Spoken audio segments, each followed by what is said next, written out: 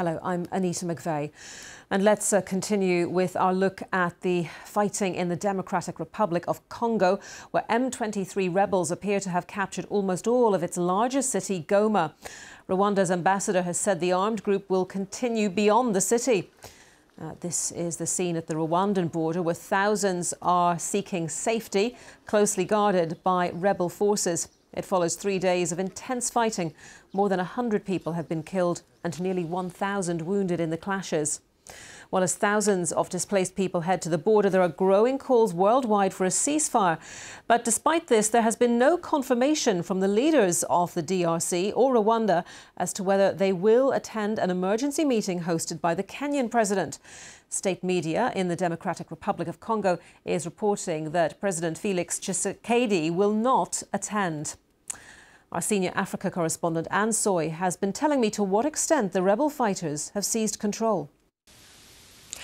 To a large extent, when you look at the city of Goma, they appear to be controlling much of it, including the airport.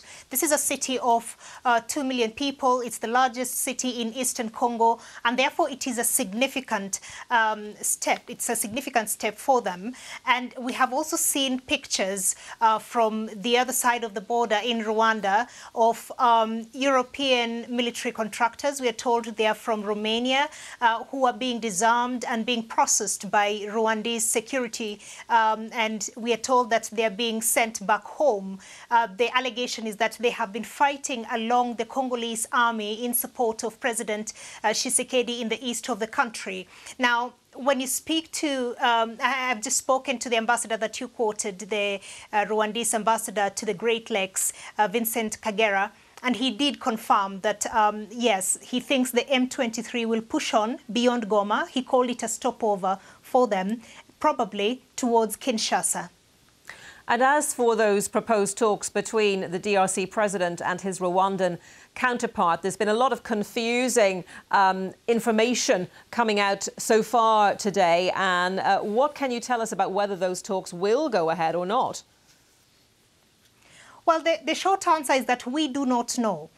What we have heard from the Congolese side is that the President Tshisekedi is not keen to take part, is not going to take part in that effort by the Kenyan President William Ruto, who is himself in Cairo for a 2-day state visit. We also heard from the Rwandan side, though, that they were prepared to take part in those talks. So they seem to be in disarray at the moment, so it is not clear at all if they will happen today. There was a slight chance that they could, because we understood that there was a possibility they could happen virtually. But if President Tshisekedi is not taking part, then we've heard that the Rwandese, his Rwandan counterpart, will not. And Anne, we've seen some pictures which we understand to be pictures of private fighters, private soldiers going from the DRC into Rwanda. What can you tell us about that?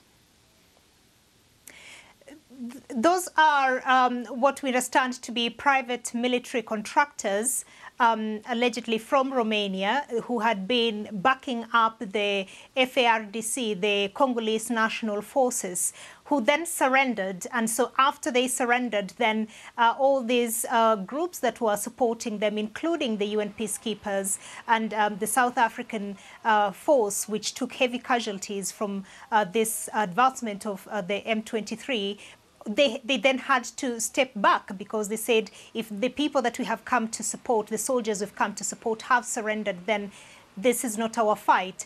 And so we have seen those pictures. They are said to be from Romania, and so they are going into Rwanda and then being sent back home. Anne Soy reporting. Well, let's speak now to Greg Ram, who is Country Director for Save the Children for the Democratic Republic of Congo. He joins us now from Kinshasa. Greg, thank you very much for your time today. Around 3 million people live in Goma, and about half of those are children. What are conditions like for them right now? Good afternoon, Anita, and thanks for talking with us. The conditions are absolutely horrific. Of those 1.5 million children in and around Goma, about 500,000 had fled from other places, seeking what they thought was a safe place in Goma, and seeking humanitarian assistance.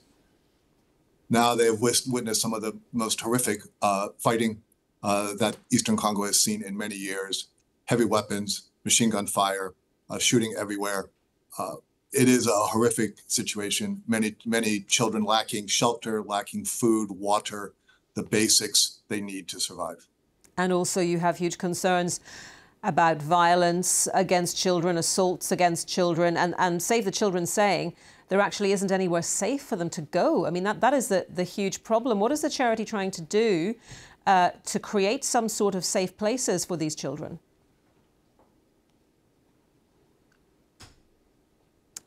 Greg? Well, that's what we have. I mean, that's what we have been doing in and around Goma in the displaced camps. Yep. Sorry, Greg, we thought we'd lost the sound, which is why I'd started to speak again. So please continue. Sorry, we have a bit of internet challenges here. That's what we've been doing, is establishing safe places for children in the displacement camps, places to regain a bit of childhood. At the moment, what is needed most in Goma is for the conflict to end, for there to be peace, for there to be humanitarian access. So Save the Children and other humanitarian organizations can get back to doing their work to helping protect children in Goma and throughout Eastern Congo. And obviously, as a charity, you are appealing to all of those with political power to take part in talks, to do whatever it needs to bring some semblance of stability and peace to the situation. Yes, I only got the last bit of that. Sorry, that cut out. But yes, what we need is everybody involved to find, on behalf of the children in Goma caught in the fighting. We need peace. We need international community. There have been multiple now Security Council meetings asking the warring parties to stop the fighting, to find another solution. And we need the children and their families need electricity back on. They need water. They need to be able to get food. They need to be able to get health care. That's what Save the Children has been doing in Goma and in the surrounding areas, and we need to get back to that work. OK, Greg, appreciate you getting through those connectivity issues for us. Greg Ram, Country Director at Save the Children for the Democratic Republic of Congo.